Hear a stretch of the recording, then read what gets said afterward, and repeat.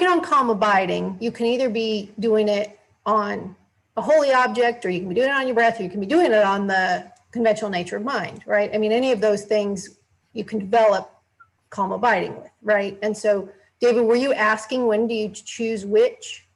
I mean, was that part of your question from last week? Yeah, or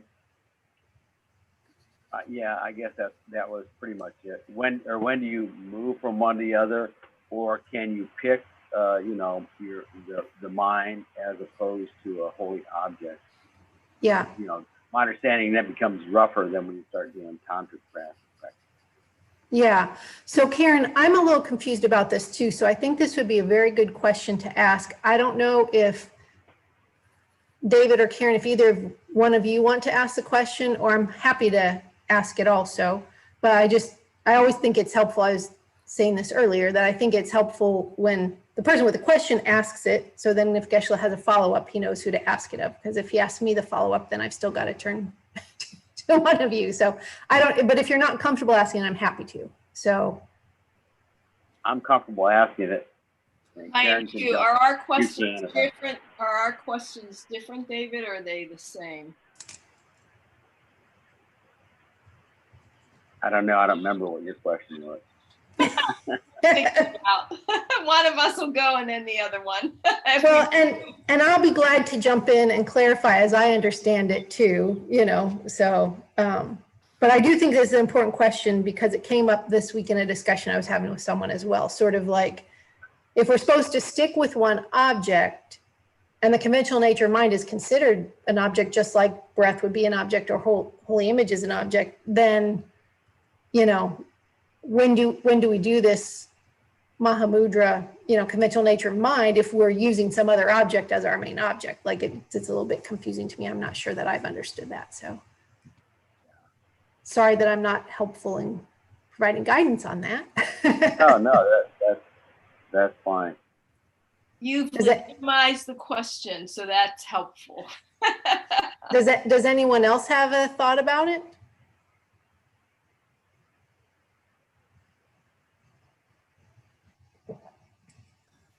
Okay, well, we'll ask Geshe. So is there anything else anybody was wondering about? Because if things go according to plan, I believe tonight is our last night on calm abiding, right, Donna?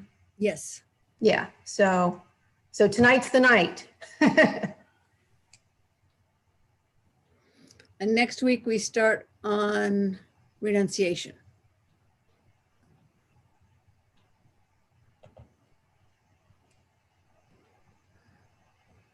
So you don't have to say one way or the other, but I'm wondering for people who have been actually trying the calm abiding meditation, if you're seeing any, you know, progress, or if things actually feel like they're getting worse, or sort of what the feeling of the experience is for people.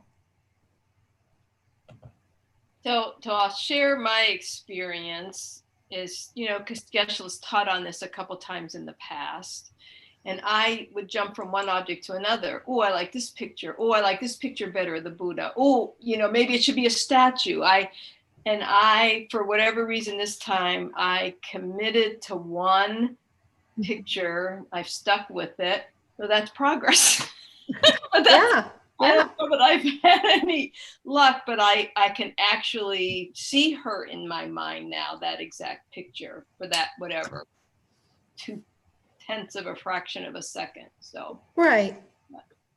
Yeah, but I mean, as Geshe told us many times, right? That's the process. That's where we start. We're not doing it wrong when it's fleeting. That just means we're doing it. And at least I picked one picture for now. Right. Yeah, that's wonderful. Anybody else? Joanna. Yeah. Yeah, I've been practicing it and it hasn't gotten worse. I'm not Great. sure it's gotten better, but what's interesting is that after these teachings and studying my notes and your notes, and then doing it, I find that I have a lot more confidence in it. And yeah. I may not have gotten anywhere, but I feel a lot better about it. Yeah. that makes a lot of sense, actually, Joanna, because, you know, I'm sure Geshe has taught this before, but this round was the first time I really heard him saying, like, it's going to be a struggle in the beginning. You're going to feel like you're terrible at it. You know, like, don't beat yourself up. That is the process. You know, I really heard that loud and clear this time. And so that's confidence building in a way. I mean, of course, it'd be great if it was easy and the teachings where it's easy, just go do it, you know, but at least we're not doing it wrong if we're struggling, you know? And I've also been reading Geshe Robton's Echoes of Voidness. And that's been very helpful and just Great. helping clarify some of this process. Yeah, that's really good to know. Does anybody else have a book that they've been reading that they've found helpful that they'd want to share? Heyman, I'm sorry, I think you're muted. I was going to say, coincidentally, I'm also reading the same book. Yeah. Echoes of Voidness is amazing. Yeah, wonderful. Okay. Anybody else? Yeah. Yeah, Patrick. I have one question that maybe I missed it earlier on, but in reading, one thing that I didn't turn to in the early stages was I'm sorry, there's some. You're echoing, I think. Yeah, it's better now. Okay. Was talking about the size of the image when you're meditating, and I really focused on that with Pavanka Rinpoche, and that hasn't come up in or anybody's talked about that. There have been questions about what kind of image or how to treat the image or what look at part of the image and so on, but I haven't heard anything in this round about the size of the image, and I found that very helpful just to clarify that was part of it, feeling like it was instructions that I hadn't tuned in very clearly before, but it's also part of getting over the wanting to change the image or you know, to focus on one image and to really and have it as the same image in effect, as opposed to trying to treat the image differently, if that makes sense. Yeah, the keeping it the same size for you is sort of similar to just keeping the same object, right? Is that what you're saying? Yes. Yeah. Yeah. And so please help fill me or correct me if I get this wrong, but I believe that Geshe had said that the image is, you know, the length of a full-length prostration away from you and about the size of a thumb. Isn't that what people have heard? I didn't hear him say that. I missed that part of it. But what Pavanka Rinpoche says, the image is the size of the distance between the extended thumb and small finger. So yeah, I've read different things, so. That might be something worth clarifying.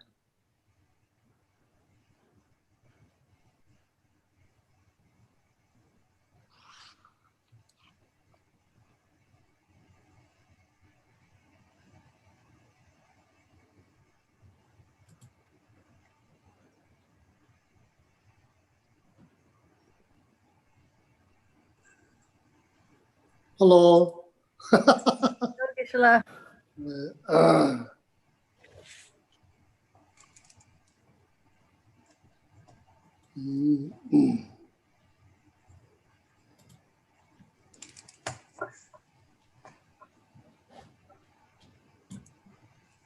Hello, Tomasi. Hello, Geshe. Hello, Chukila. Hello, Geshe. Hello, Denise. Hello, Elise. Hello, Geshe. Hello, Hemet.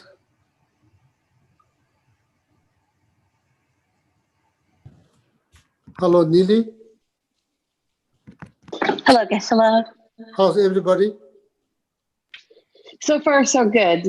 We're all doing well. We're just still isolating because of the 14-day Okay. limitation, restriction. Okay. Thank you for asking. Hello, David. So Geshe-la, Hello, Karen. Ninji.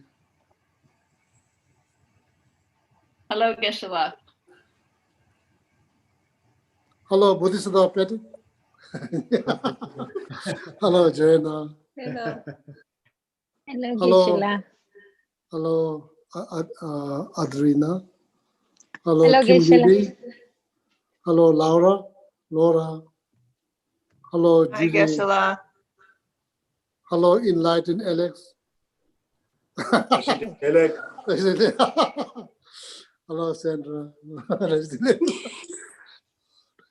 Hi, Geshe-la.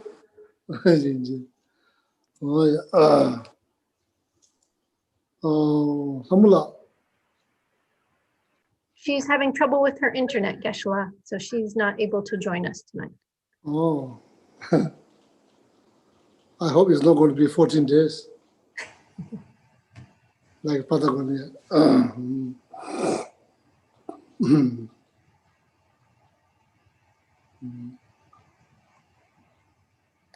So we'll say like one round of money mantra dedicated for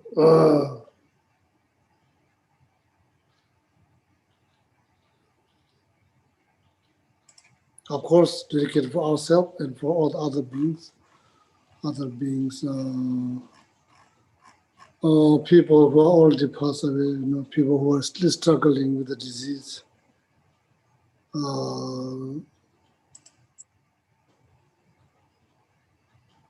So for that purpose, we will say one round of money mantra.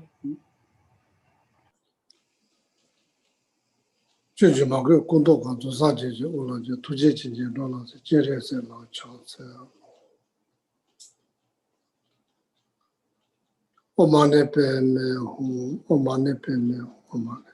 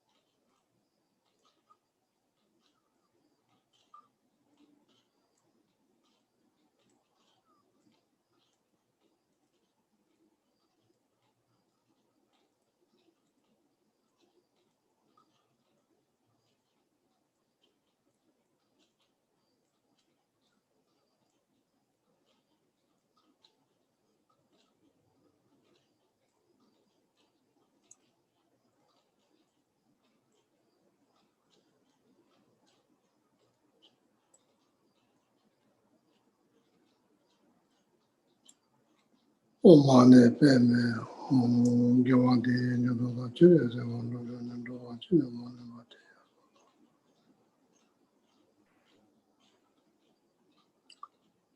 So now, as I say, one round of the Tara mantra. So to, as I say,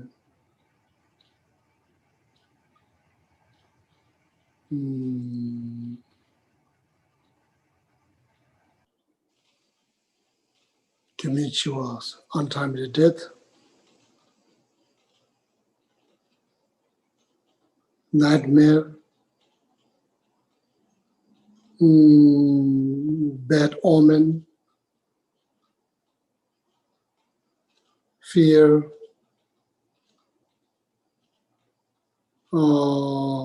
harm caused by natural disaster, caused by virus caused by people, caused by animals.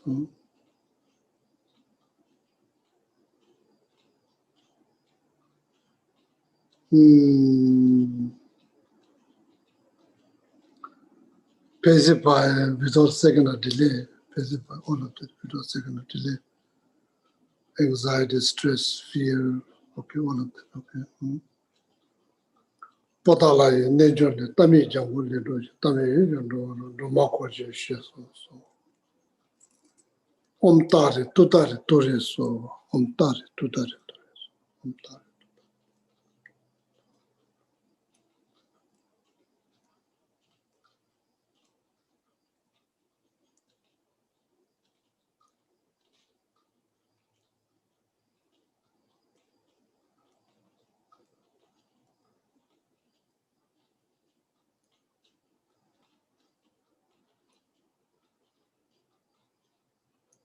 Omtare tutare tore so.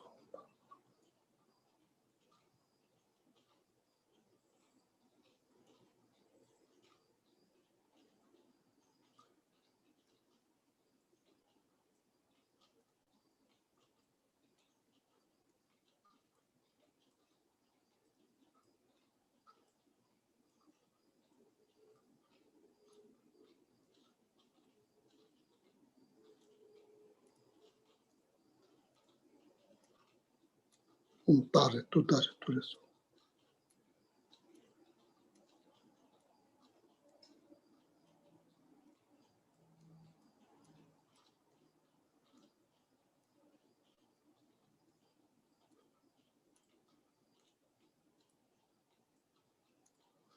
Omtare tutare tore so.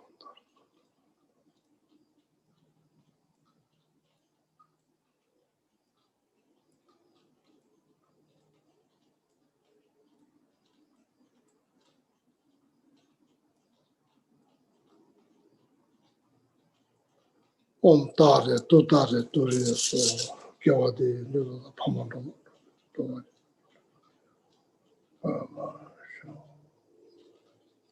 So now, like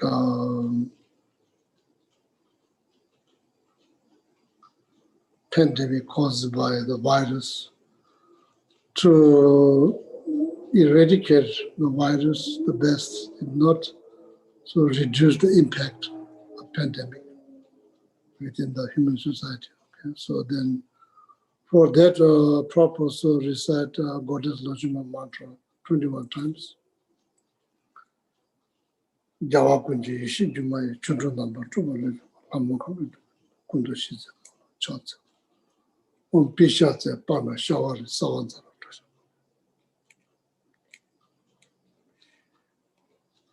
Pishatse pana shawari sawanza. Pishatse pana shawari sawanza. Pishatse pana shawari sawanza. Pishatse pana shawari sawanza. Pishatse pana shawari sawanza. Pishatse pana shawari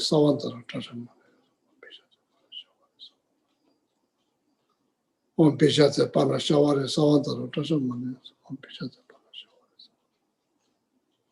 Pishatse pana shawari sawanza. Pishatse pana shawari sawanza. Pishatse pana shawari sawanza. Pishatse pana shawari sawanza. Pishatse pana shawari sawanza. Pishatse pana shawari sawanza.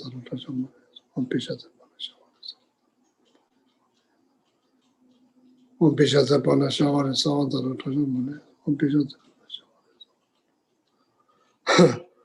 Pishatse pana shawari sawanza.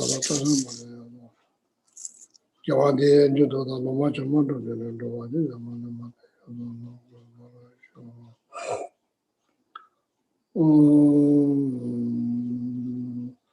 for your health, I'm going to say a few 7 minutes Buddha's name and maybe 7 minutes Buddha's mantra for your health. Okay, for your health. Just visualize that the nectar flows from the medicine Buddha's bodies, like Amrita, medicinal Amrita flows from medicine Buddha's body speaking mind, then dissolve into your crown chakra, purify all the physical sicknesses, okay, together with all the disturbing thought.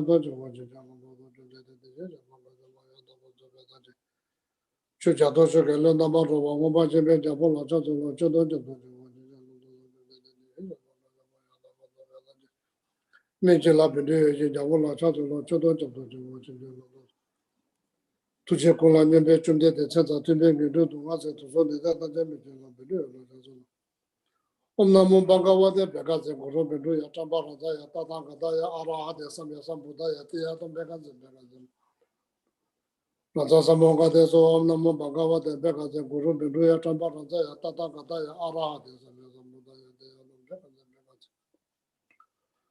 Maham Bhagavate Bhagavate Raja Samogate So Om Namo Bhagavate Bhagavate Guru Bindu Yatamba Radaya Tata Gadaya Arahate Samya Sambudaya Teyadam Bhagavate Bhagavate Maham Bhagavate Bhagavate Raja Samogate So Om Namo Bhagavate Bhagavate Guru Bindu Tamba Radaya Tata Gadaya Arahate Samya Sambudaya Teyadam Bhagavate Bhagavate Maham Bhagavate Bhagavate Raja Samogate Om Namo Bhagavate Bhagavate Guru Bindu Tamba Radaya Tata Gadaya Arahate Samya Sambudaya Teyadam Bhagavate Bhagavate Maham Bhagavate Bhagavate Raja Samogate So Om Namo Bhagavate Bhagavate Guru Bindu Tamba Radaya Tata Gadaya Arahate Samya Sambudaya Teyadam Bhagavate Bhagavate Maham Bhagavate Bhagavate Raja Samogate Om Namo Bhagavate Bhagavate Guru Bindu Tamba Radaya Tata Gadaya Arahate Samya Sambudaya Teyadam Om Bhagavate Bhagavate Maham Bhagavate Bhagavate Raja Samogate So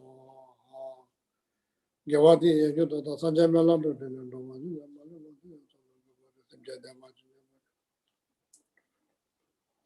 Tata Junga Mebaja Bama Sanjay Tamjay Dinanda Nujay Nanda Tata Duvana Chuja Samaka Nanda Jabata Chunda Kunjan Nanda Dhamma Deva Chunda Kunjan Lida Dhamma Deva Tata Daso Sonam Deva Jaso Dhamma Chunda Kunjan Lida Dhamma Deva Tata Daso Sonam Deva Jaso Dhamma So now for your longevity, for your long life, okay, for your long life.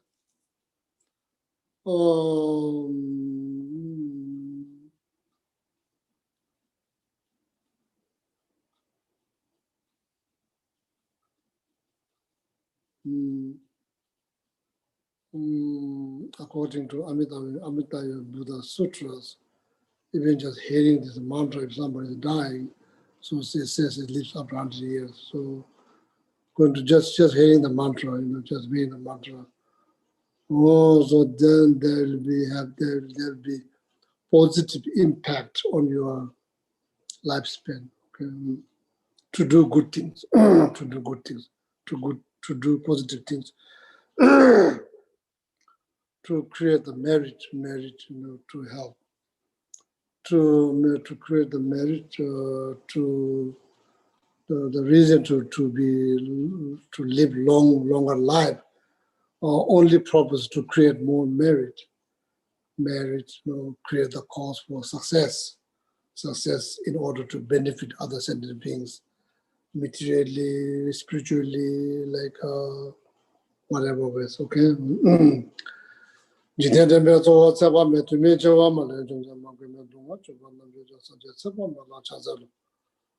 Om Namo Bhagavate Aparamita Ayunjana Sumbodhe Chitta Tinso Radaya Tata Gadaya Arahate Samya Sambudaya Teyadam Mune Mune Mahamad Aparamita Pune Jana Sumba Robasite Om Sawa Samakara Parishute Damade Gangada Samogade Sambava Bishu de Mahana Parevare so.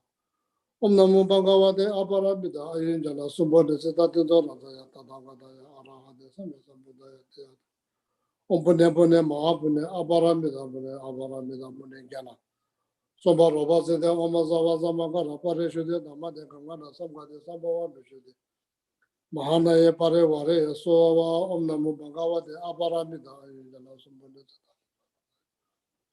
Tatangataya Arahate Samyasambudaya Teyata Pune Pune Mahapune Aparamida Pune Aparamida Pune Jana Soba Roba Siddha Om Sava Samakara Pareshuddha Dhamade Gangana Samogade Sambava Bishuddha Mahana Parevare Om Namo Bhagavate Aparamida Ayinjana Subodhete Tate Zorasaya Tatangataya Arahate Samyasambudaya Teyata Pune Pune Mahapune Aparamida Pune Aparamida Pune Jana Soba Roba Siddha Om Sava Samakara Pareshuddha Dhamade Gangana Samgade Sambava Bishuddha Mahana Parevare Om Namo Bhagavate Aparamida Ayinjana Subodhete Tate Zorasaya Tatangataya Arahate Samyasambudaya Teyata Pune Pune Mahapune Aparamida Pune Aparamida Pune Jana Soba Roba Siddha Om Sava Samakara Pareshuddha Dhamade Gangana Samgade Sambava Bishuddha Mahana Parevare Om Namo Bhagavate Aparamida Ayinjana Subodhete Tate Zorasaya Tatangataya Arahate Samyasambudaya Teyata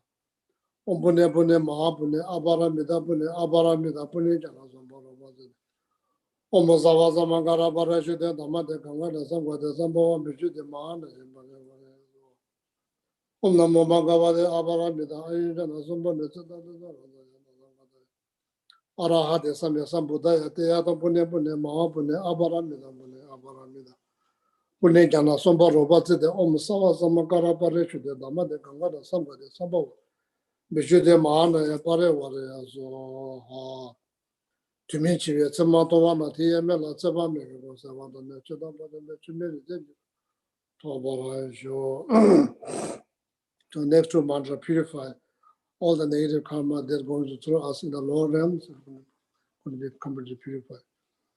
Om Drumso, Om Amid Idols, Om Drumso, Om Amid, Om Drumso, Om Amid, Om Drumso, Om Amid, Om Drumso, Om Amid, Om Drumso, Om Idols, Om Drumso, Om Amid, Chunde Tijo Rajamaya Tabazo Sanje, Rinje Sudo Jala, Chatsolo, Chodo Jato Joe Chijolo, Chunde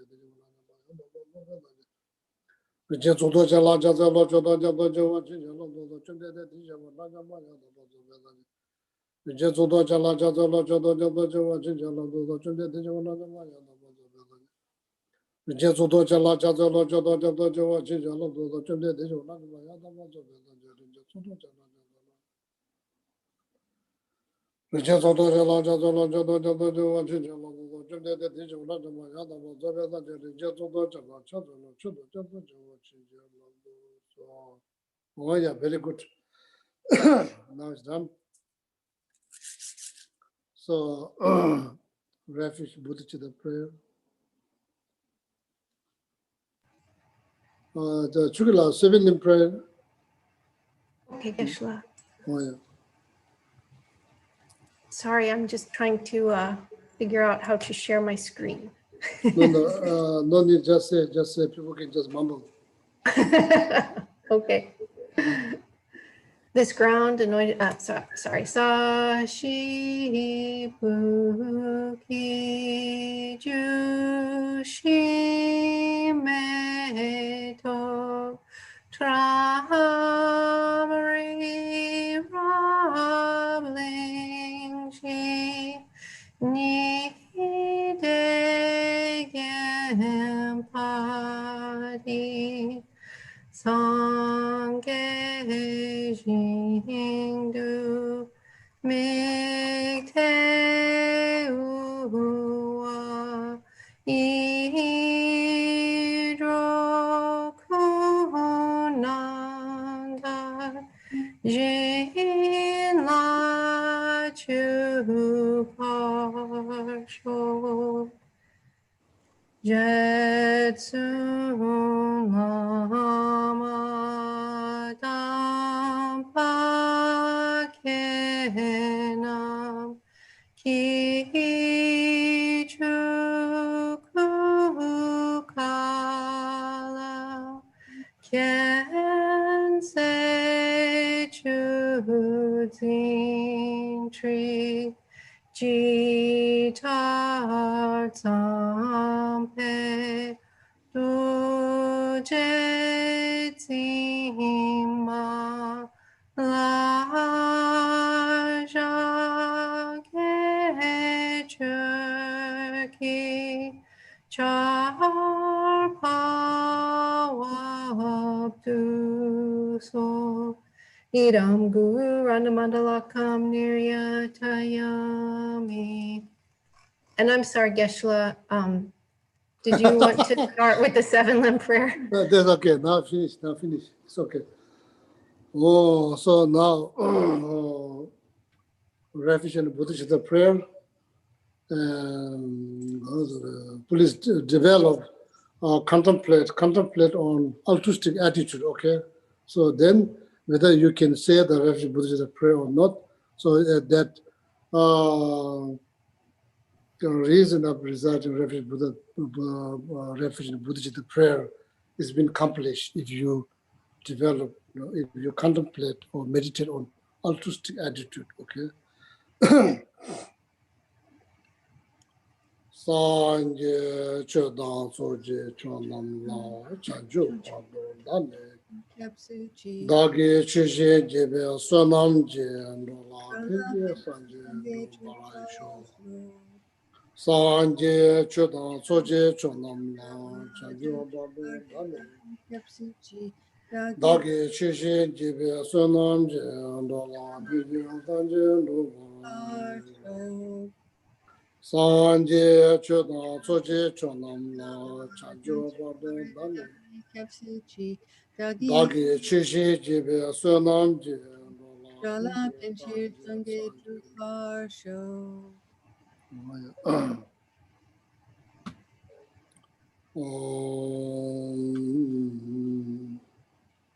Midi shiwa tsona kushi niji nishi tunze kayan da wando la penpa tsona la jini jide tenru ziba Kanda yanda dembe tuna naba ku denda zo di zomba nidi chanjo sembe suje sanje chune yunga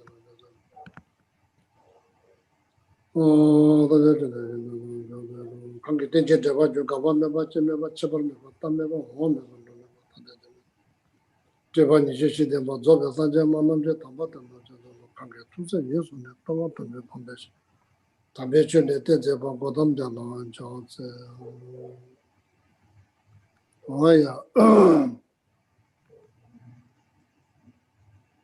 all the people, is there anybody watching on YouTube?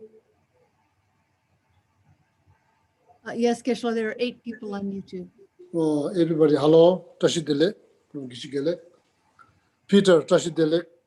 And Julie John, Julie La, Tashi Gelek. Julie, like tomorrow your birthday? When? Saturday. Oh, this coming Saturday? Yeah. Happy birthday in advance. Thank you.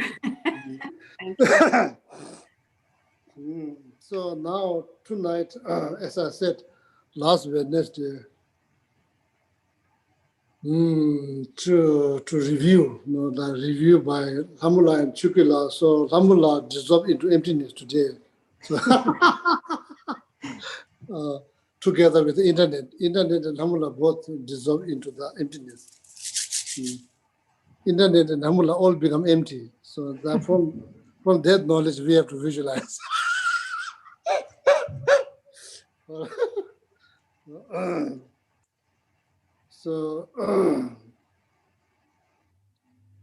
So then, yeah, Chukila, please you start. So I'll be here. So you start review. Okay, review. Sure, Geshe. Before we start that, would it be all right if we ask a couple of questions that came up during our review just now before class? Yeah, sure. Elise, did you want to ask your question? Sure. Geshe, I'm having a really hard time choosing an object. And I was wondering, does it make a difference whether you choose an object that's like a statue, 3 dimensions, so that eventually you see all around, or is it or a 2-dimension like a tanka or a picture? Does it make a difference, one or the other? very good questions. So eventually, I think it's good to get three-dimensional image, So in the beginning, so I think what I mean is like here is like it's good to get the image really as possible, really as authentic as really as possible. Real person, it's not just photo, real persons. So then, where you start, so it doesn't matter, like three-dimensional, two-dimensional, it doesn't matter.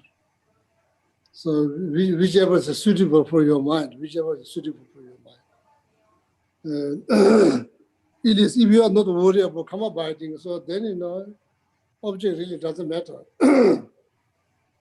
Sake of just, calm mind, peace of mind, then object shouldn't worry about object. So what the most important thing is like focus on objects or single object, focus. Whatever your object you choose, make sure that your mind sit on, focus on that object, okay? Okay. Thank you. Yeah. And so then once you choose an object, is it better to try to image the whole thing without too much detail and then get more into the detail? Yeah, that's exactly, that's the way to go. Okay. First, in the beginning, you should not worry about the details. Okay. Yeah, so then eventually, so then of course the detail will follow longest if you're able to keep your mind on that object, so that the detail will follow. Thank you so much, Geshe. I really appreciate it. In the beginning, you don't need to worry about the details. Okay. Thank you. If you are like just focusing on the head, so if you are not able to see the whole head, if you're just seeing the one ear, so just need to hang on there. Okay. Yeah. Okay. As long as that you are not losing the object, as long as you are not losing the object, so then that's good. Thank you, Okay. Geshe. Oh, yeah. Then what else? So Geshe, we had a question that's come up a couple of times in various forms. We've been doing, the meditation you've led us in, the Mahamudra meditation by the fourth Panchen Lama on the conventional nature of mind. Oh. And if you're working on calm abiding and you're using, say, a holy image as your object, do you still want to do this conventional nature of mind meditation sometimes, or how do you look at those two? Because you don't want to change objects, right? Yeah, you can use that as an object. You can use that, like conventional nature of mind. You can use that as an object, but it's like hard. It's very hard because there's nothing to see. Maybe some of you are maybe more suitable for that kind of object. So that's fortunate, so like choosing a nature of mind as an object is hard because there's nothing to see. There's no shape, no color. It maybe, you never know maybe what kind of karma you have from the previous life. If you are like more comfortable with that kind of object, nature of mind, like space, definitely you can use that. No, you don't need to choose like, you can, there are using mind as an object is also been mentioned, but it's harder. Yeah. So maybe like head will go down quicker. If not, so then I think you are welcome to use it as an object. And what President of the Chujin said is like for the beginner, this is very like I say, this is very like skillful method how to train beginner to be present, to be within, be focused. This is the very effective, skillful method to guide beginner, somebody who never meditated before, guide them to that kind of conventional nature, introduce the conventional nature of mind. So then, so more likely they will have some success. Means they probably learn how to be within, be present, be focused.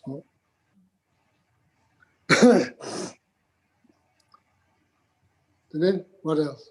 So for someone, Geshe, who, let's say they're doing short, calm, abiding meditation every day on a holy object, should they also sometimes do the meditation on the conventional nature of mind? Yeah, they can do. It's not going to disturb your calm abiding meditations. It will benefit you. Okay, so you can do both if you're using a holy object or the breath or whatever as your object. It's very, very important. In America, you have to be very precise. Everything has to be precisely measured, like inch by inch. It's okay. You can do calm abiding. You can do this meditation too. You can do this meditation. You can alternate. Okay. Did that answer the questions that we had? Yes. Okay, great. So then the third question was Patrick's. Patrick, did you want to ask your question? Or I can ask it on your behalf. Either way. Could you ask it on my behalf? Okay. So we were talking about, Geshe, when we're doing the calm abiding meditation and we are visualizing a holy object, that, as I recall, you said the distance is about a full-length prostration away, and Yes. that the size is about the size of your thumb.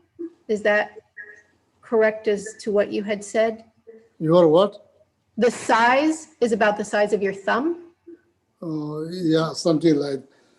But you don't have to measure. But what I said is mentioned in the text, so that's why I said like size of thumb. But that really doesn't matter. I don't think like that like the white is like size has been mentioned in the text. Size of thumb and kind of heavy, not light. It's all to benefit the meditators. If object is too light, maybe there may be tendency that mind get wonder. So that's why that object needs to be heavy. If the object is too big, then mind maybe also start to get wonder. So that's the reason why it's mentioned there. So if I'm in your shoes, I'm probably not going to worry about the size. So Okay. again, America, everything has to be precise.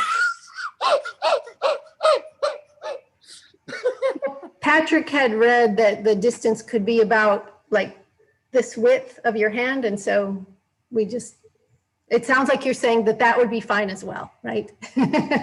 Width of your hand and the size of your body, same thing. There's like two different ways to say it. If you measure length of your arm and length of your height of your body is the same thing.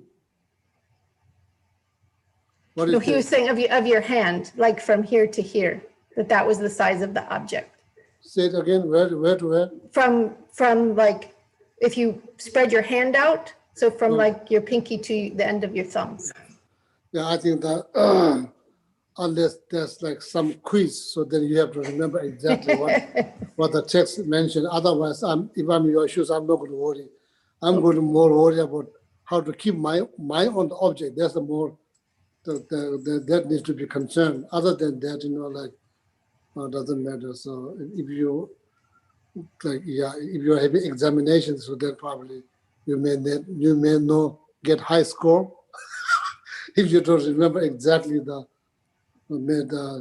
So as I said, mentioned, there's like why the size has been mentioned.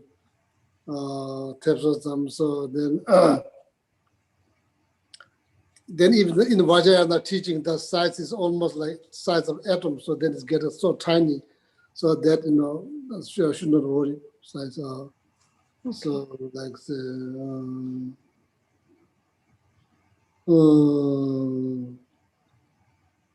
no, I think that the emphasis should not be on the size. Emphasis should be on the focus on the object. So that's where the emphasis should be.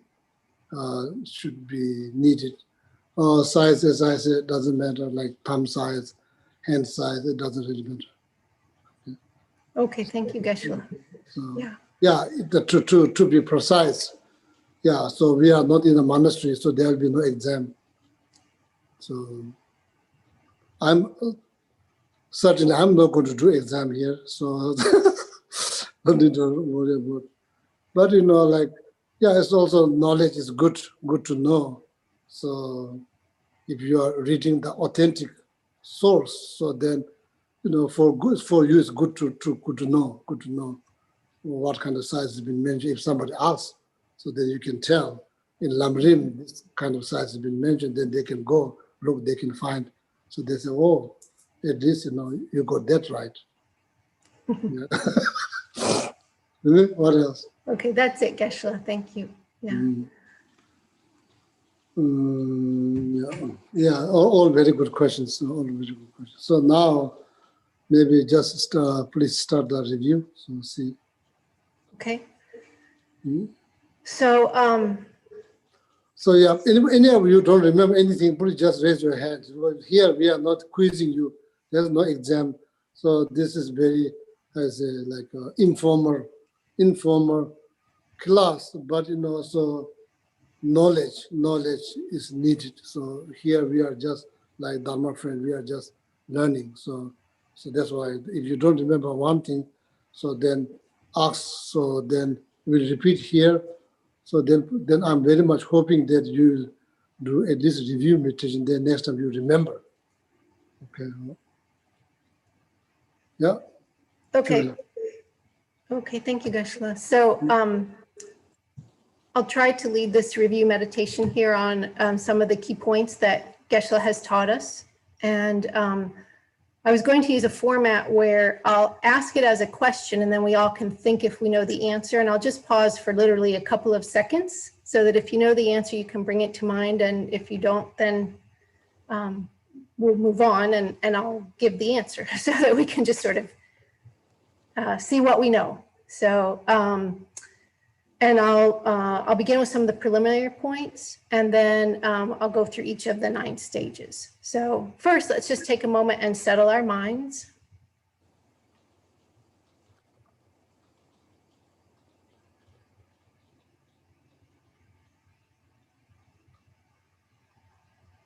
And to begin, there's a quote that Geshe has shared with us from Lama Atisha that we can use for inspiration and to help set our motivation. So while the conditions of calm abiding are incomplete, meditative stabilization will not be accomplished, even if one meditates strenuously for thousands of years. So Geshe has told us it's very important for us to learn the correct way to practice calm abiding meditation, so we use this life well in service of helping us to progress along the path. And last week, Geshe said that the purpose for doing review meditation is that in the near future, we don't need any materials to bring. We already have it here in our minds. Wherever we go, we don't need to worry about missing some piece of paper. Then you can meditate wherever you go. No need to struggle with the paper. Also, no need to worry about internet going down. Excellent point. Next time when you go to Patagonia, it goes down 13 days.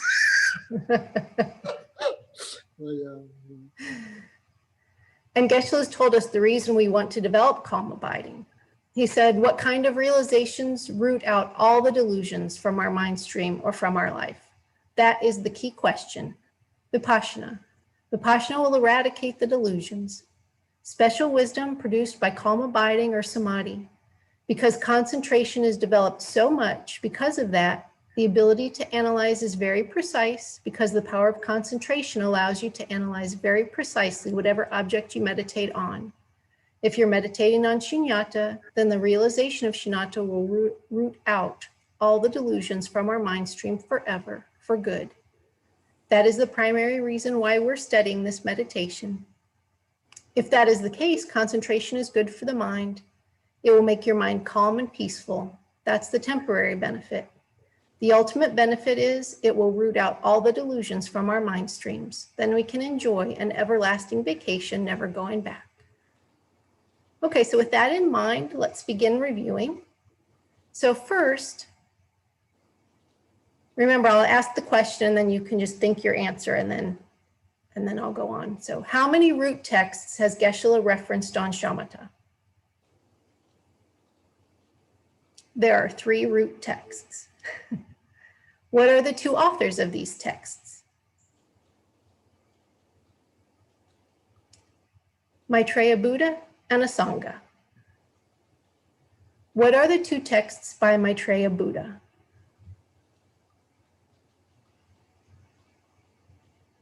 The Ornament of Mahayana Discourse and Distinguishing the Middle from the Extremes.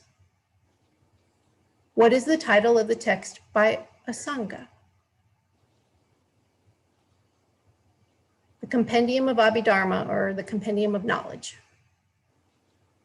So which texts talk about the 9 stages?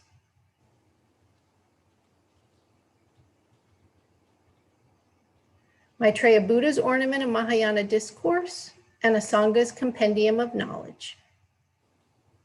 And which text talks about the 5 faults and the 8 antidotes?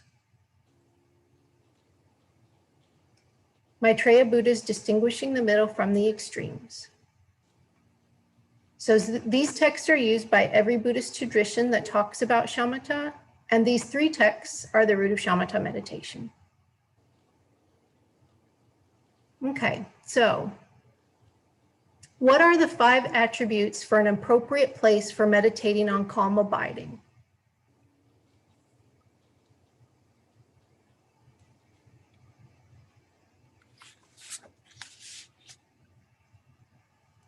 The first is easy access, so that necessities such as food and clothing may be readily obtained.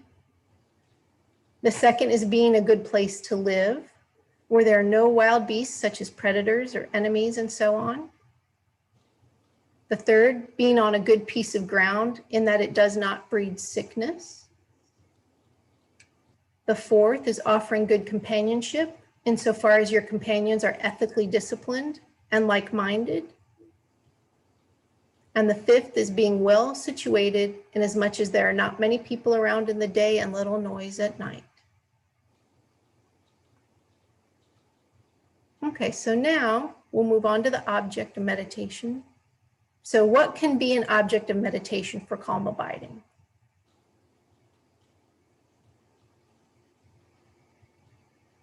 The object can be almost anything, including the breath, the nature of the mind, or a photo of a loved one. For those following Lama Tsongkhapa's tradition, a holy image is usually the preferred choice. So what are some of the benefits of choosing a holy image as your object of meditation?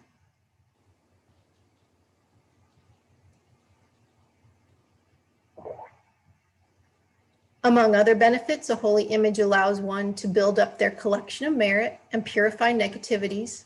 Also, it makes one familiar with the holy image, which can be beneficial in future practices.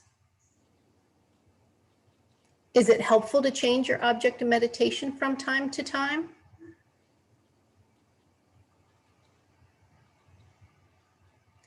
Geshe has said that if your goal is simply to quiet the mind in day-to-day life, then changing objects is probably all right.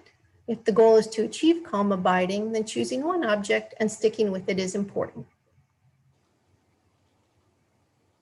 Okay, so now for the 5 faults and the 8 antidotes for developing calm abiding.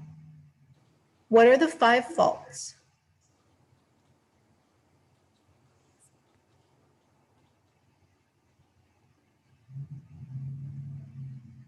Laziness, forgetting the instructions, sinking in excitement, non-application of the antidote, and over-application of the antidote. So how many antidotes are there for laziness? There are 4. What are the 4 antidotes for laziness?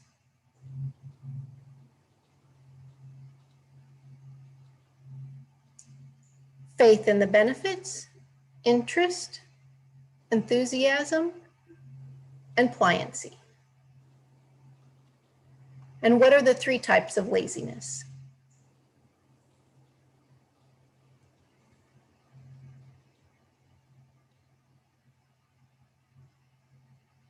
They are the laziness of discouragement or self-contempt, the laziness of attachment to ignoble or mundane activities, and the laziness of procrastination. What is the antidote for forgetting the instructions?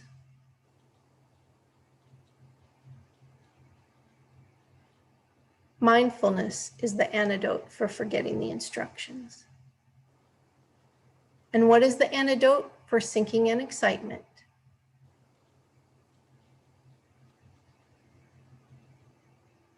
Introspection is the antidote for sinking in excitement. What is the antidote for non-application of the antidote? Application of the antidote is the antidote for non-application. And what is the antidote for over-application of the antidote?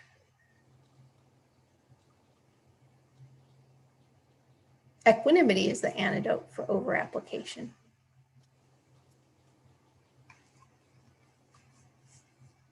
So I just want to check in and see, is this a helpful way to be doing this? Like, is this useful to be doing this like this? Yeah. Yes, Okay. I think so. Okay, then we'll keep going. Very Okay. good, Shugila. Wonderful, wonderful, very good. Yeah. So next, let's talk about well-being, pliancy, and bliss. So first, when we talk about well-being or happiness, which do we develop first, the physical well-being or the mental well-being?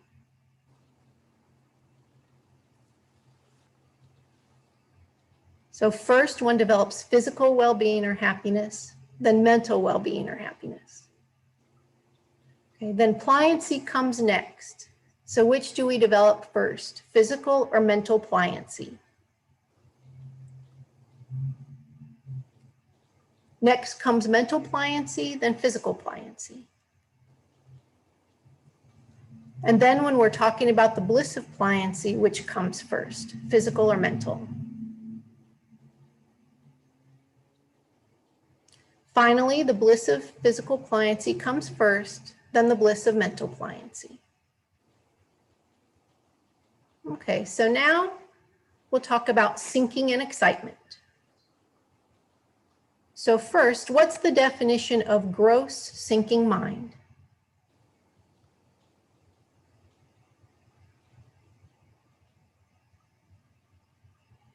In gross sinking mind, the object's image is steady but unclear. And what is the definition of subtle sinking mind?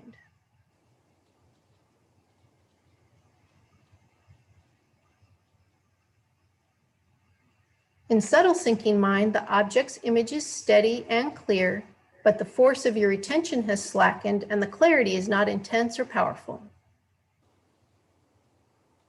So what is the definition of gross excitement mind?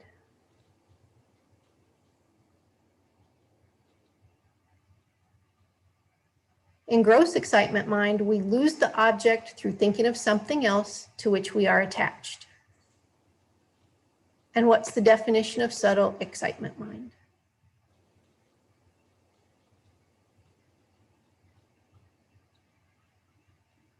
In subtle excitement mind, the mind does not lose track of the object, but something else appears simultaneously in a portion of the mind below the level of conceptual thought, like water flowing under a sheet of ice. The mind is divided. So let's talk about the causes. What is the cause of sinking mind?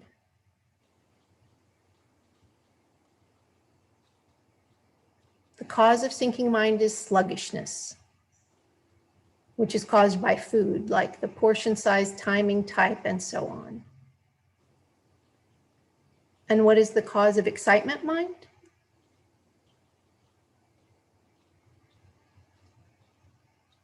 The cause of excitement mind is attachment.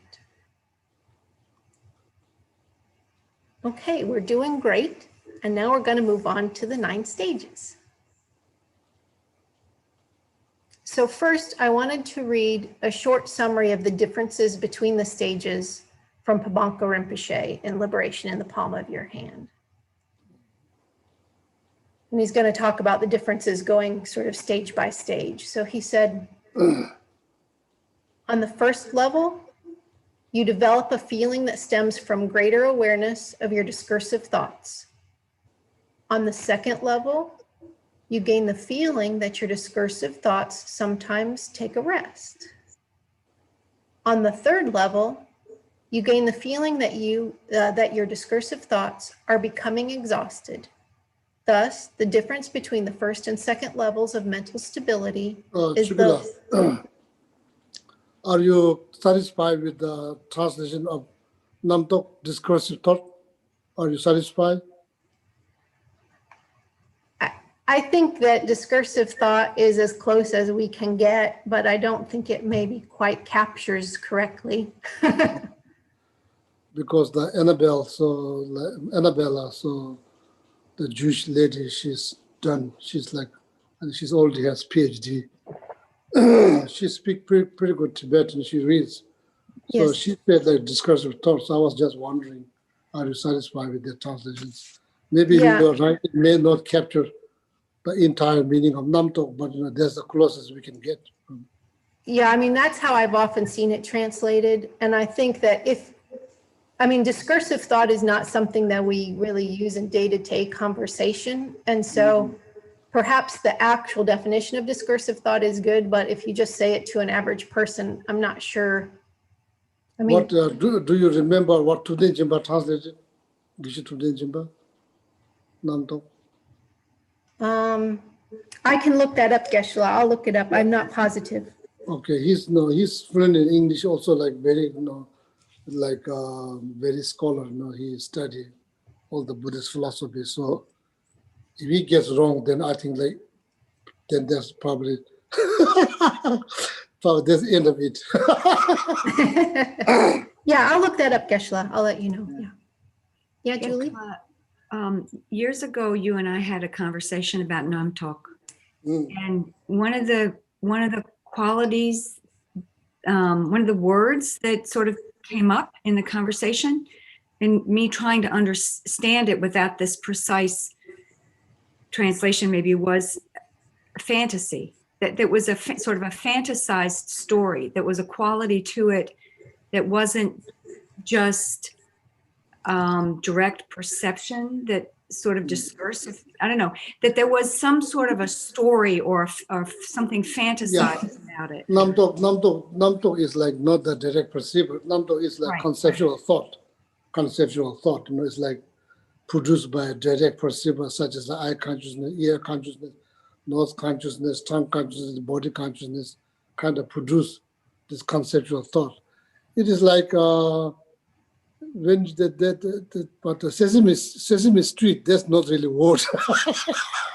There's not really word, but it's kind of explain the meaning of Namtok, kind of like talking in your, kind of it's like self-talk, but Yeah. can be fantasizing something, daydreaming, or can be positive, also can be negative too, or can be neutral, so like can be neutral, but like as a continual conversation in your head, could be positive, could be negative, could be neutral, it's active, unfortunately active all the time. It's kind of active all the time. It's not just before you say from your mouth. So so probably you're going to lose your voice if you was able to say every thought that rises. If you making the word, probably you're going to lose your voice. Unless you are doing the cover body meditation, then you don't talk. What did you say? So Geshe, the aspect of it that was helpful for me, and maybe the words are not precise, but that for me is missing in the word, in the phrase discursive thought, the piece that's missing for me was that sense of story, that it's not grounded in direct precise. It's not grounded in reality, really, that it's just this story, this fantasy, this TV show or movie or something that goes on, whether it's positive or negative, that it's So I don't know, maybe I misunderstood, but that was really helpful for me. Yeah, I think like it's Namtok, this word is like very broad, very broad. I think we are not going to get one like word. Like Sesame Street, that the TV show, that kind of like explain the meaning, like before you go to your neighbors borrowing the vacuum cleaner, you already have all this conversation, having all this, even the neighbor didn't say even a word, but you already have like this conversation. What if he's going to say, she's going to say this, and what I'm going to say. It's like all this, like, this is like, that's why I'm saying one of the Katamamas, Namdog Luguju means like chain of Namdog, that means like self-talk. Then, your mind can't be calm. Your mind is harder. Mind is like, it makes mind harder to get calmed down. Your mind is not going to calm down because there's so much conversations is happening. So that's called Namdog. So it can be neutral, can be positive, can be negative. Doesn't have to be negative. Can be, fantasy, dreaming, fantasizing something. Can be, really, really negative too. It can be just neutral, just neutral. So that's why it's like hard to get. So please look up like what Geshe Jimbala said. If you don't get it right, so then that's the end of the translations. Yes, Geshe, I will check. Okay.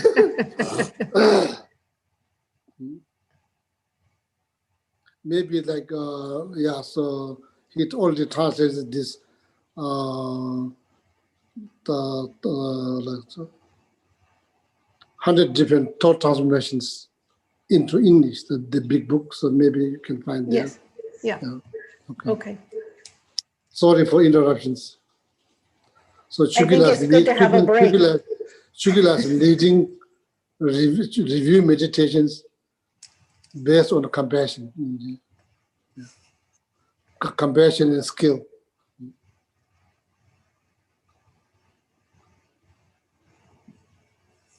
Okay, so let's see, I think I was maybe on the third level. Yeah, third level, yeah. On the third level, you gain the feeling that your discursive thoughts, your namtak, are becoming exhausted.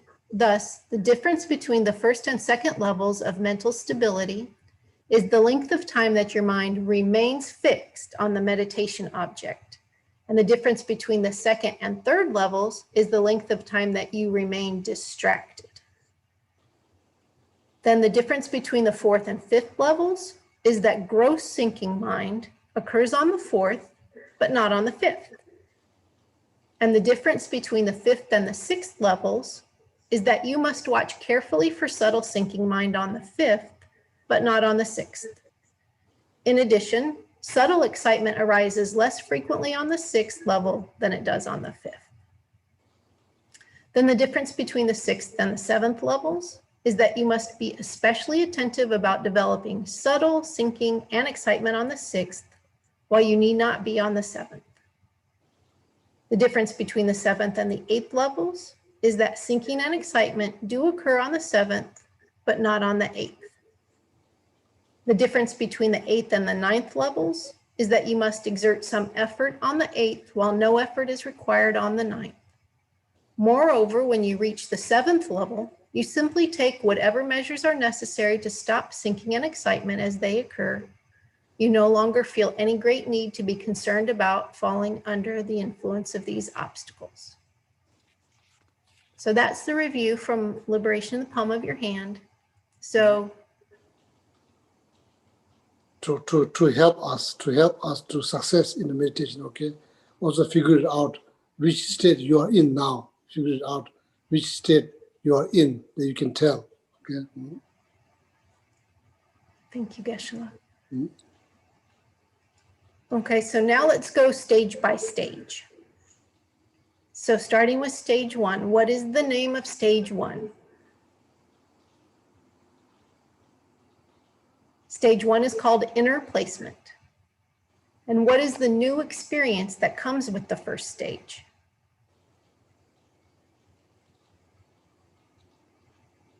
In stage one, you become aware of your thoughts. When we talk about calm abiding, how many powers are there? there are 6 powers. And what is the power used to achieve stage 1?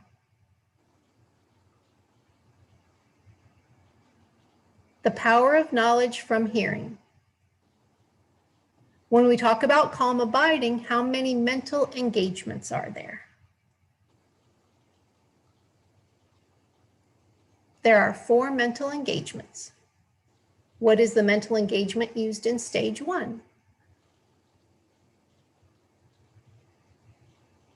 The mental engagement used in stage 1 is tight focus. So some additional aspects of the first stage are that in the beginning, the mind stays on its object only for a fraction of a second. This is to be expected. It's part of the process.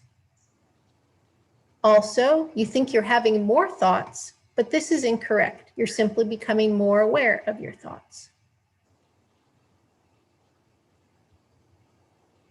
And what is the indication that you've achieved stage 1? You've achieved stage 1 when you can count 21 breaths without distraction. Okay. Is there anything else on stage 1, Geshe? Oh, nothing. That's good. Very good. Okay, on to stage 2. So what is the name of stage 2? Stage 2 is called continual placement. And what is the new experience that comes with the second stage?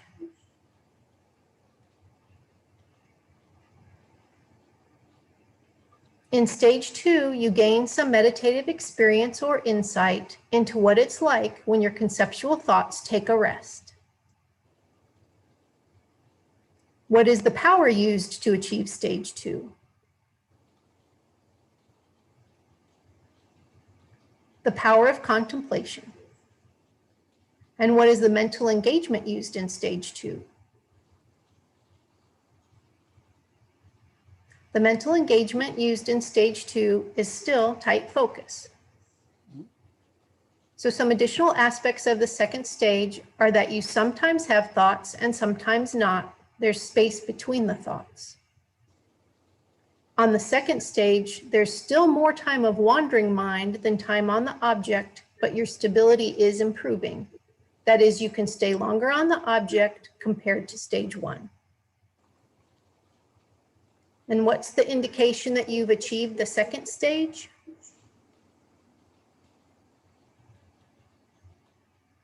You achieve the second stage when you can place your mind without distraction on the object for the length of time it takes to recite 1 mala of mani or other mantras. See, it's not that difficult to achieve the first stage, second stage, not that difficult. So here, like Chukila, that Namdong Master, that's as Julie said, like talking in your mind is getting less.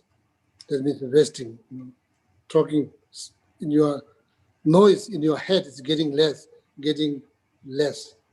That says like resting, but it's actually noise in your head. There's less noise in your head.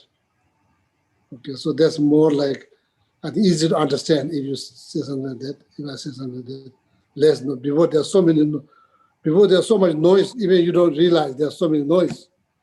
So then after that, you kind of realize, oh, there's so much noise here. You kind of realize that you think, oh, there's more noise, but actually there's no more noise. Same amount of noise, now you are being aware. So then after that, then there will be less noise. So then eventually all this noise get tired. so that's what it is, okay? Eventually. Thank you, Geshe. Okay, now for stage 3. So what is the name of stage 3? Stage 3 is called patch-like placement. What is the new experience that comes with the third stage? It seems as if your conceptual thoughts have exhausted themselves. And what is the power used to achieve stage 3? The power of mindfulness. What is the mental engagement used in stage 3? The mental engagement used in stage 3 is interrupted focus. Some additional aspects of the third stage are that you recognize right away when your mind starts to wander. The mind does become distracted, but you're immediately aware and patch up your fixation. Before this stage, your mind was like a monkey. Now the monkey's tired from jumping up and down. You're developing a more powerful mindfulness. The space between thoughts expands more than in the second stage. The duration of distraction is shorter here in the third stage than in the 2 previous stages. So that's it for stage 3. Stage 4. What is the name of stage 4? Stage 4 is called close placement. What is the power used to achieve stage 4? It's still the power of mindfulness. And what is the mental engagement used in stage 4? The mental engagement used in stage 4 is still interrupted focus. Some additional aspects of the 4th stage are that now you won't ever lose the object. This stage is unique because this is the first stage where you don't lose the object. In the first 3 stages, you still do. There's no need now for the patch from the 3rd stage because there are no longer holes in your holding of the object. Oh, very good. Yeah, that's true. Mindfulness is complete at this stage. It's reached its fullest power. You still have problems of sinking and excited mind, so introspection needs to be ready. And what's the sign that you've achieved the 4th stage? You've achieved the 4th stage when you can stay on the object without losing it for some time.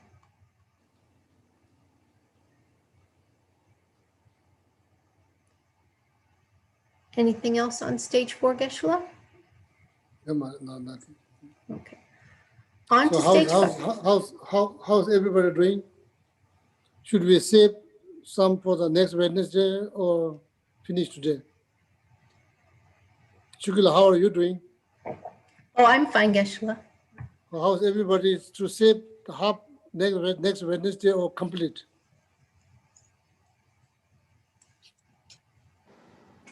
It's up to you. So I'm not doing anything. I'm just sitting here like donkey doing nothing. So you decide if you want to continue, so then we can continue. You decide. We could take a vote. Who wants to save it for next week? So who wants to keep going? Okay, that's almost everyone. Okay. Yeah, so then please continue. Okay. Almost done. There are a few more minutes. Almost done. So on to stage 5. What is the name of stage 5? Stage 5 is called subdued placement. What is the power used to? Chugila, so how many classes we had on this Kama Bhakti meditations? I think 16. Yeah, so now this is the summary of the 16th class. So please bear a few more minutes. I mean, I could do it more quickly, Geshe. No, people are, you are doing a great job. So you're doing, Okay. I'm just, Okay, so subdued placement, stage 5. What is the power used to achieve stage 5? The power of introspection. And what is the mental engagement used in stage 5? The mental engagement used in stage 5 is still interrupted focus. Some additional aspects of the 5th stage are that gross sinking and excitement minds are no longer a concern. Wouldn't that be wonderful? yeah. Due to drawing the mind inward, subtle sinking mind is now the greatest risk. So therefore, power, intensity, brightness This is the important focus.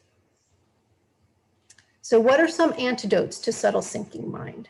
Geshe has given us a lot of them. Coffee. Espresso, not only coffee, espresso. I never had espresso, but maybe espresso. I never had one. I just heard.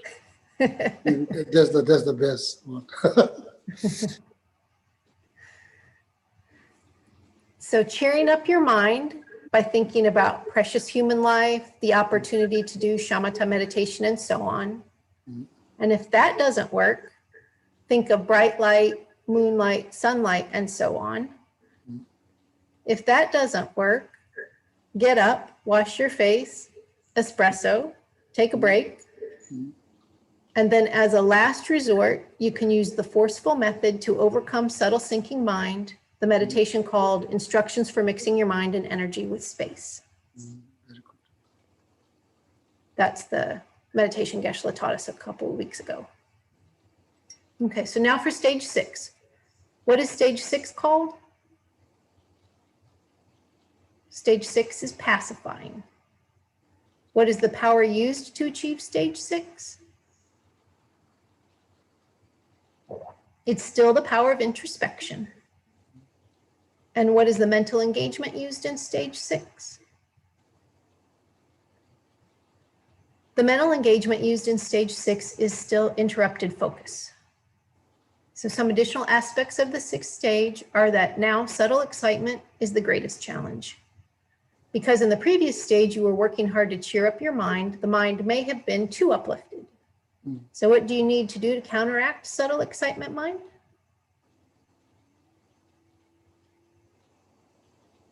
You need to boost the energy of introspection to stop subtle excitement mind.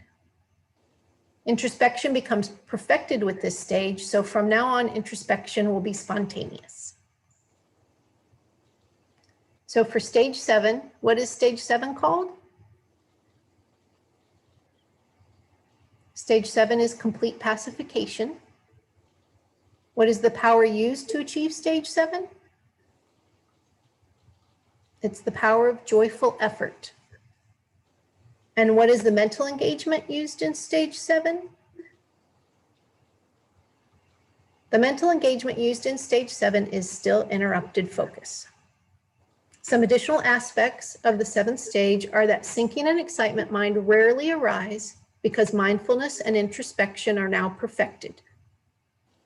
This doesn't mean you can be completely relaxed. You still need to be vigilant. So which 2 powers are now spontaneous? Just checking if you're still paying attention.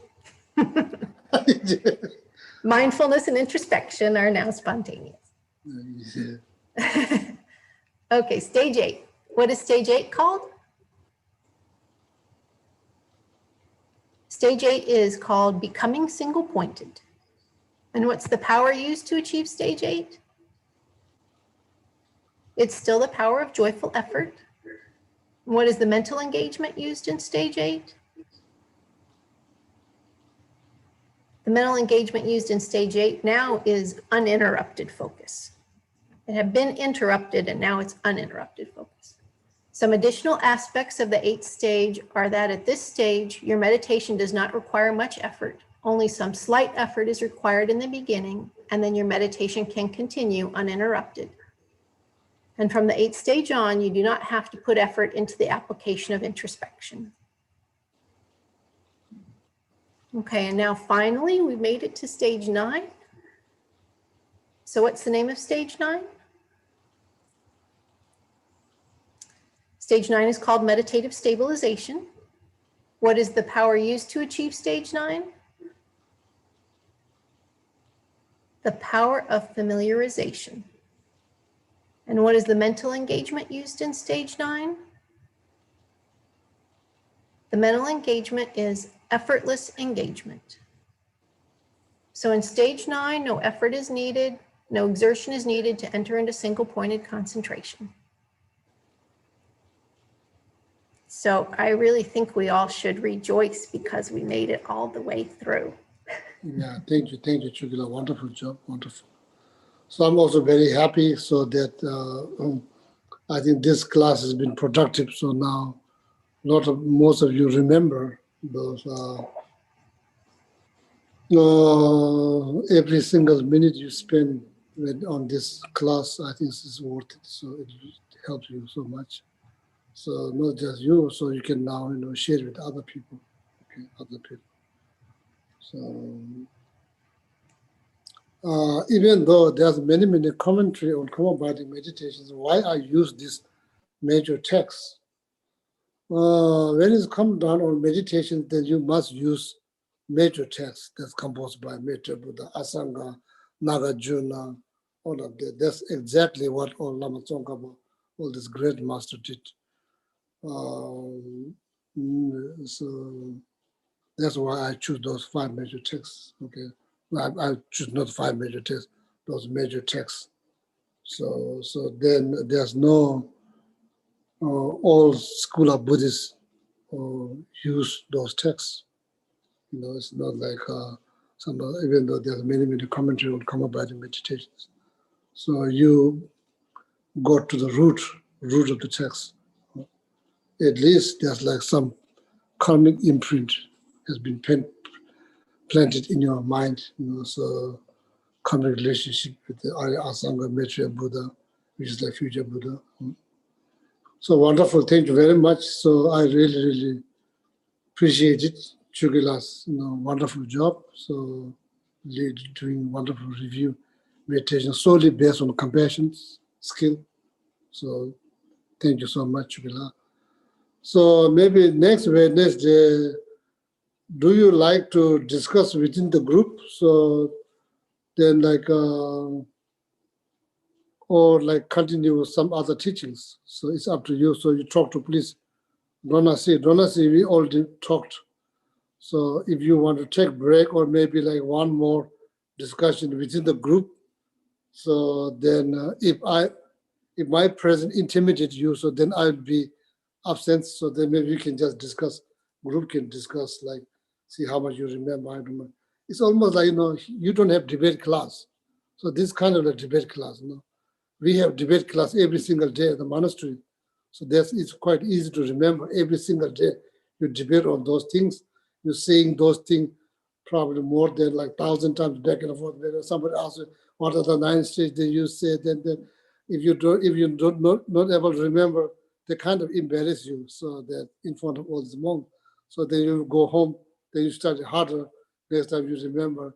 But here you don't have debate class. But then because of that, you don't probably know the benefit of debate class, what debate class does to you to remember the materials.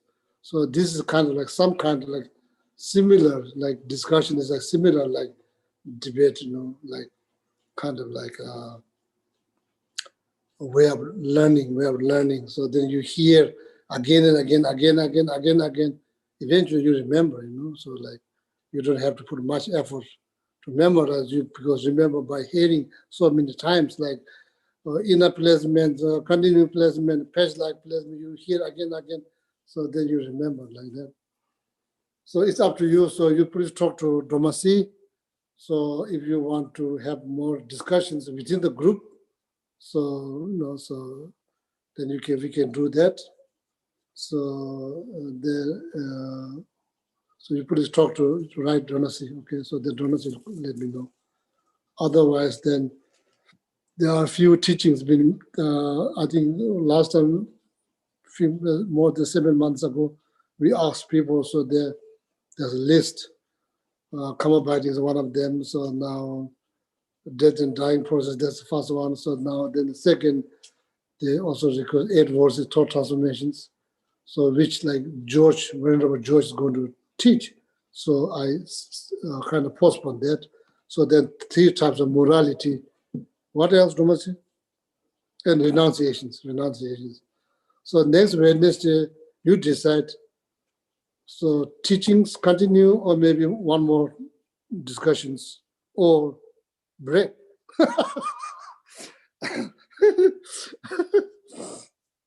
Okay, so you please talk to Donasi. So the Donasi will. Well, yeah. Thank you very much for showing up for this class every single Wednesday night. So from bottom of my heart, I really appreciate it. So thank you so much for showing interest. To benefit yourself, so then second benefit your friend, your wife, your husband, your partner, whatever. So then because when you become calm, so they will enjoy that you are more calm. They enjoy. Okay. Yeah. Thank you so much. All the people who are watching on YouTube, have a wonderful night. Thank you so much.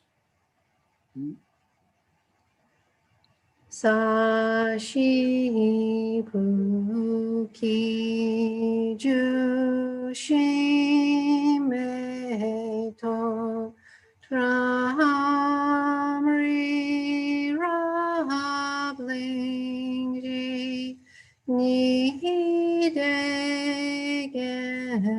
Padi Sangye Jindu Mikte Uayiro Kunam Dag Jin La Chu Parsho Jetsun Lame Kutserapten Chinam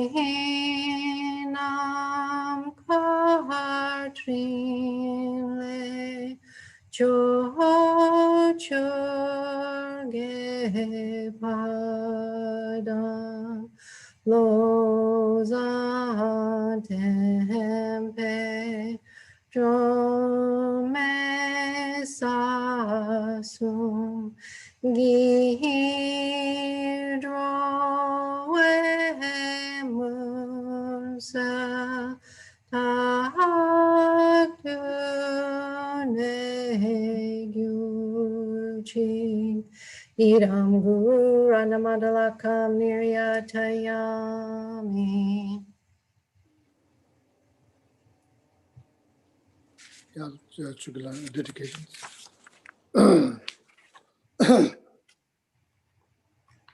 Donna, do you have those? No? Okay. Yeah, Okay. no, I do. I'm just working on finding them. No, it's okay. I will just do just mumble. Just mumble the word. Just join your heart. Here we are. It's very fun.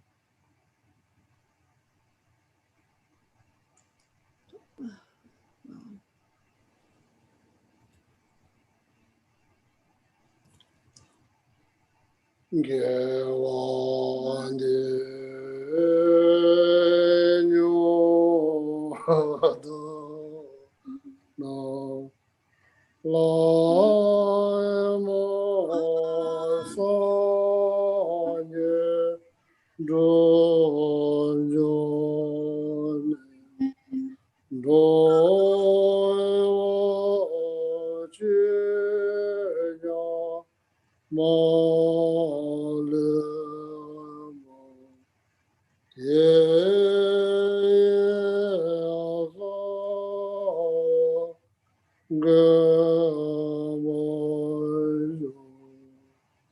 Chanjo senjo remboche, mache pa nam che junji, che wa nyamba me maya, kone kondo dewa, kange rawe kowe shengamde, pendan dewa male jongwe ne, chere sewa tenze jazo, shabe sende pado tenju.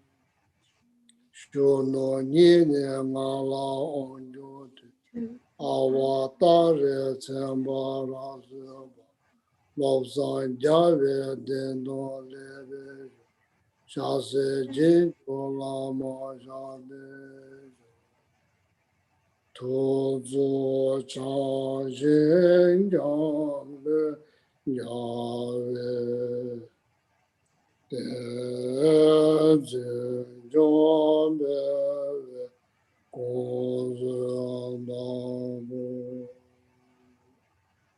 Chozom goveleme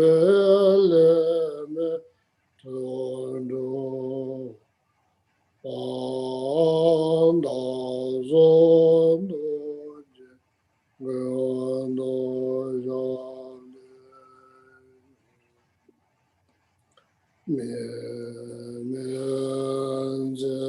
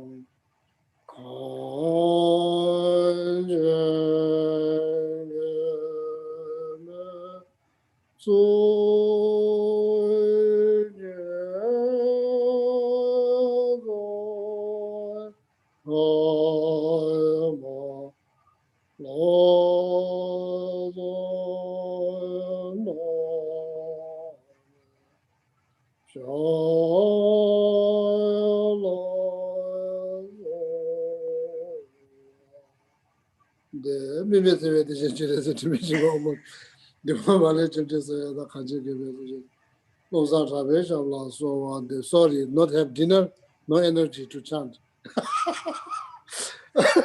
Om tare tu re so ha. Om tare tu re so ha. Om tare tu re so ha. Om tare tu re so ha. Om tare tu re so ha. Om tare tu re so ha. Om tare tu re so ha. Okay, again, thank you, Chugila. Thank you so much. Thank you, Dramasi, organizing all the class. Thank you, each and every one of you participating for this class. And have a wonderful night. All the people who are watching on YouTube, wonderful night. And see you Sunday, okay? Thank you, Geshe-la. Thank you, Geshe. Thank you, Geshe. Yes, Bye. good night. Thank you. Thank you, Geshe-la. Thank you, Chikula, Donna. Thank you, Geshe-la. Thank you, Donna. Thank you, Chuki. Thank you.